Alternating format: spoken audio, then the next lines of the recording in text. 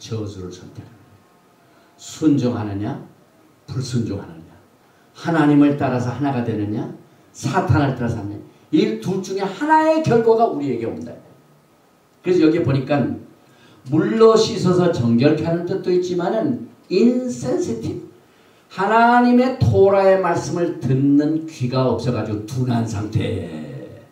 여기서 시편 119편 69절과 70절에서 우리가 이것을 설명했습니다. 교만한 자들이 거짓을 지어 나를 치려하여 싸우나 나는 전심으로 주의 법도들을 지키리다. 이 시편 119편은 다윗이 토라를 사랑하고 토라를 즐거워하는 믿음의 고백들이 여기 많이 나옵니다. 그런데 우리 주변에는요, 하나님의 토라의 말씀을 알지도 못하면서 교만한 자들이 거짓을 만들어 가지고, 이 거짓이라는 것은 이 헬라 사상의 바탕을 둔 인위적인 신학들을 말합니다. 인간이 만든 신학을 말합니다. 그래서 우리가 이 토라를 전하면은 적들이 교묘하게 공격을 하는데요. 되게 이 교만한 마음을 가지고 거짓의 신학을 만들어 가지고 우리를 치려고 오는 이런 상황을 저도 많이 느끼고, 이 토라를 사랑하고 토라를 증거하는 자들에게 이런 적들이 지금 많이 나타나고 있어요. 시간이 가면 갈수록 치열한 이 마지막 때 우리가 살고, 그런데 하나님께서는 이와 같은 교만한 자들이 거짓을 만들어 가지고 자기의 신학을 만들어서 토라를 지키지 못하도록 공격을 하고 치려고 할 때, 그럴 때일수록 우리들은 전심으로 주의 법도를 지키라. 여기 미시파팀이 나옵니다. 오늘 에케베 우리가 법도를 지키면 똑같은 단어입니다. 그러니까 이 마지막 때는요, 토라를 끝까지 지키는 것은 반드시 하나님의 보상이 있다는 거예요. 이것을 행하면 오늘 우리가 일곱 족속을 몰아내고 그 대신 일곱 곡식을 주고 뭐 우양이나 소양이나 모든 것이 다 복을 받는 거예요. 이 법도가 얼마나 중요합니다. 근데 법도 속에는 이와 같은 뜻이 있습니다.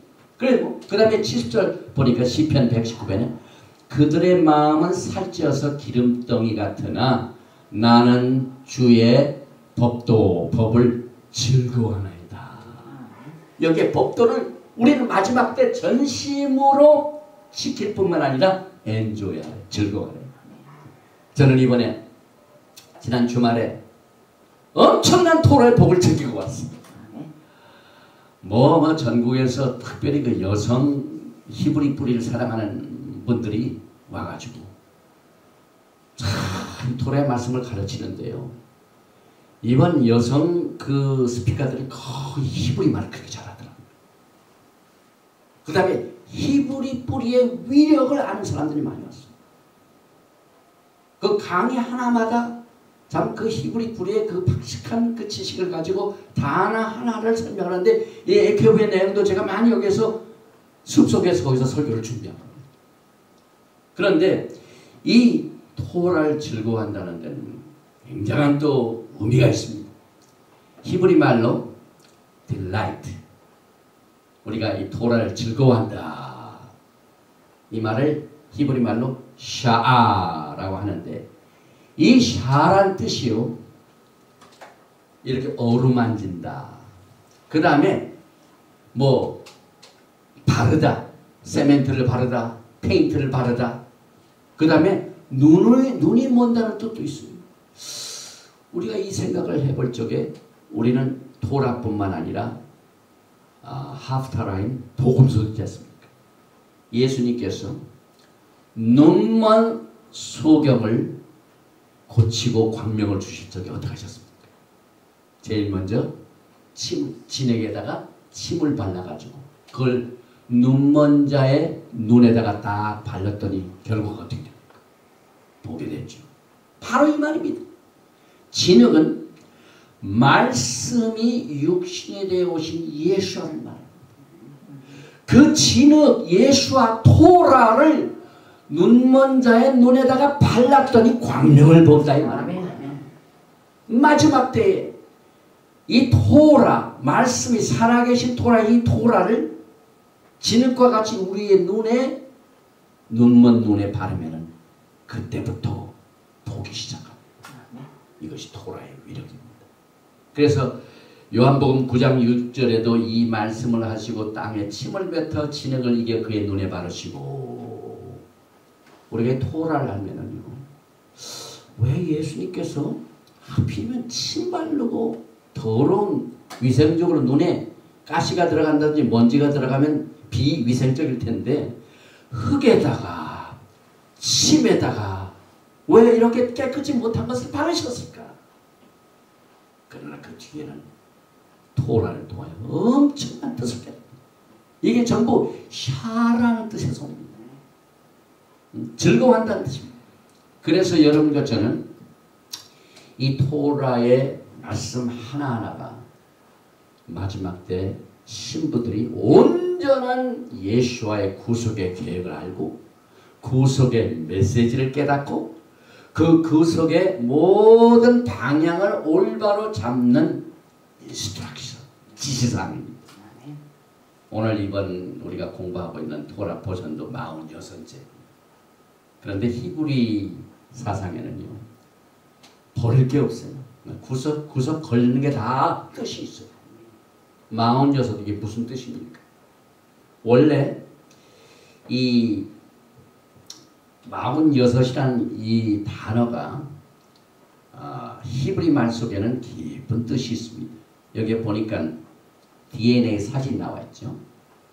DNA가 뭐냐면 염색체를 말합니다. 여러분과 저희 속에 크로모솜, 염색체가 DNA를 생성해 가지고 그 DNA 자체가 여러분이 누군가를 알려주는 겁니다.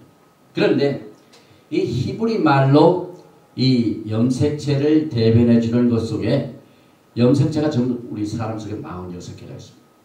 그런데 신기하게도요, 여인이 임신을 하게 되면 46개 염색체가 23개로 반절을 딱 주고, 그런데 남성 뭡니까? 이 정자가 딱 들어오면은 그 여성의 염색체 23개하고 남성의 정자의 23개 염색체하고 합해가지고 46으로 다시 됩니다. 그래서 그게 합해가지고 생명을 이룹니다. 여기 보면은 이제 이 염색체 자체에서 숫자가 모자라는 것이 반반이 나누어져서 둘이 하나가 됩니다. 이게 보니까 염색체들 보니까요, 여기에 그 다음 보게 되면은 염색체마다 P암이 있고 Q암이 있어요. 둘로 딱 나눠져. 23개. 그래서 46으로 딱 완전한 염색체를 이룹니다. 그래서 여기에서 46, 우리 토라 포션 46이 23 플러스 23으로 두 개가 합해서 46 하나 하는데, 이건 여러분과 저에게 반세계를 또 말하고 있습니다. 예수님이 반절이고 우리가 반절입니다.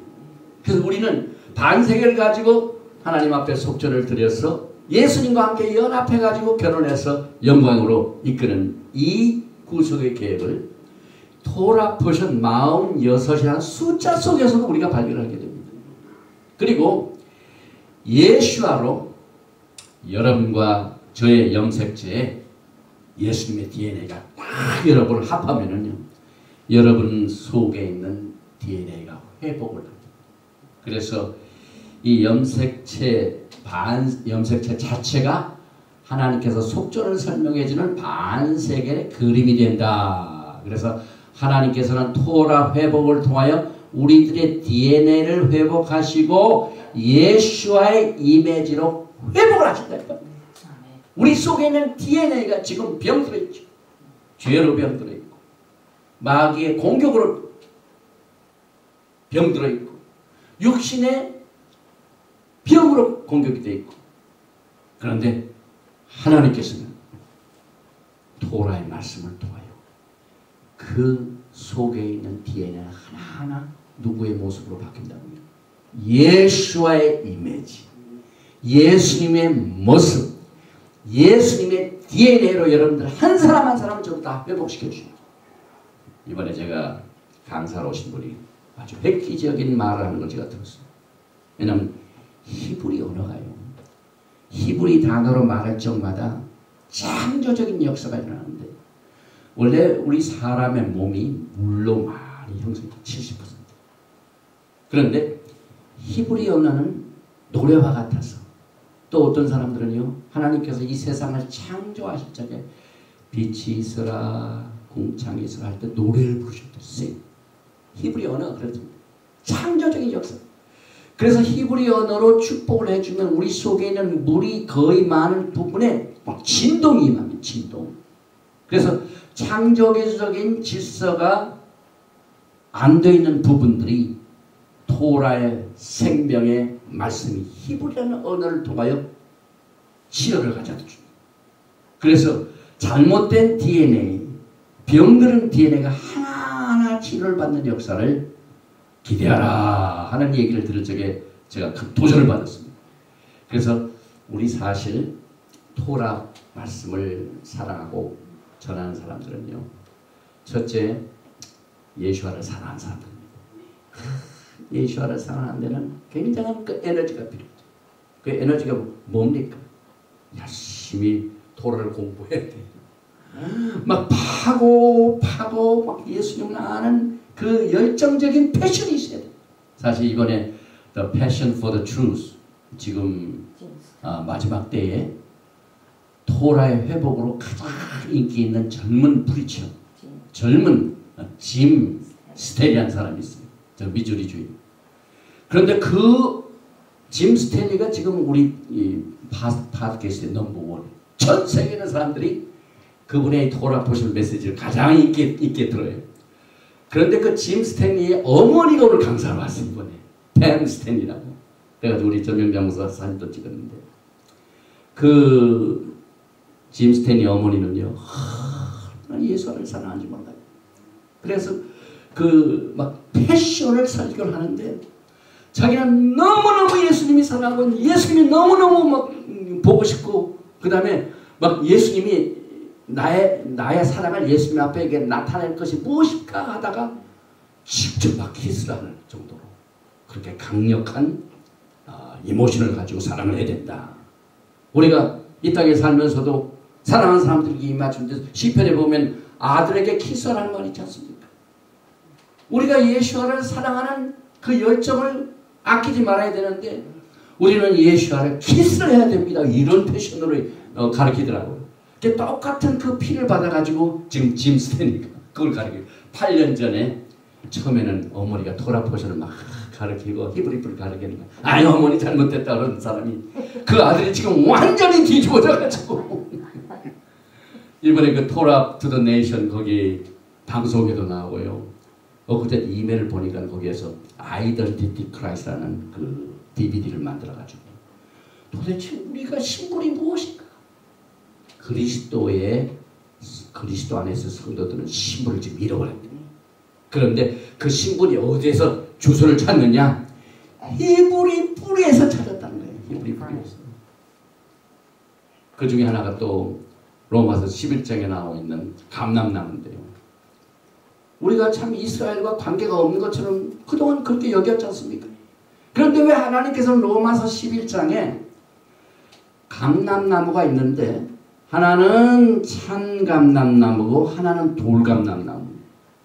왜 우리가 돌감람나무? 우리는 다른 무슨 뭐 소나무가 되든가 이렇게 이래서 다른 걸 하는데 왜 감람나무라는 것을 썼나 이거예요.